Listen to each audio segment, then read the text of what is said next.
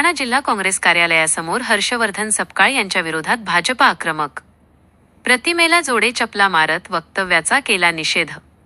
बुलढाणा काँग्रेसचे प्रदेशाध्यक्ष हर्षवर्धन सपकाळ यांनी कांदा आंदोलनादरम्यान पंतप्रधान नरेंद्र मोदी आणि मुख्यमंत्री देवेंद्र फडणवीस यांच्यावर शिवराळ भाषेत टीका केली. त्यानंतर राज्यभरात भाजप आक्रमक झाल्याचे पाहायला मिळत आहे.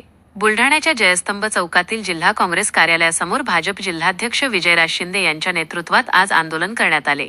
यावेळी हर्षवर्धन सपकाळ यांच्या फोटोला जोडे चपला मारत जोरदार निषेध करण्यात आला. हर्षवर्धन सपकाळ प्रदेशाध्यक्ष झाल्यापासून राज्यात काँग्रेस संपली आहे, त्यामुळे आपली खुर्ची वाचवण्यासाठी ते अशी वक्तव्य करत आहेत, असा आरोप यावेळी करण्यात आला. दरम्यान हर्षवर्धन सपकाळ यांच्या विरोधात जोरदार घोषणाबाजी करण्यात आली.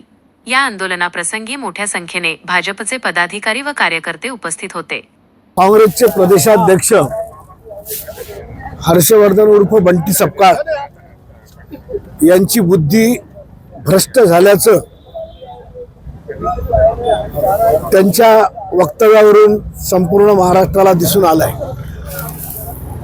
देशाचे ऋषितुल्य कर्तव्यदक्ष पंतप्रधान ज्यांनी भारताला विश्वगुरू बनण्याकडे आज वाटचाल केलेली आहे, ज्यांनी आपल्या आयुष्यात कधी एकही दिवस सुट्टी न घेता दिवस रात्र गोर गरीब शेतकरी मजूर महिला शोषित दलित पीडित आबाल वृद्ध या प्रत्येकाची सेवा करण्याचा महामंत्र त्यांनी आपल्या जीवनामध्ये सुरू केला आहे.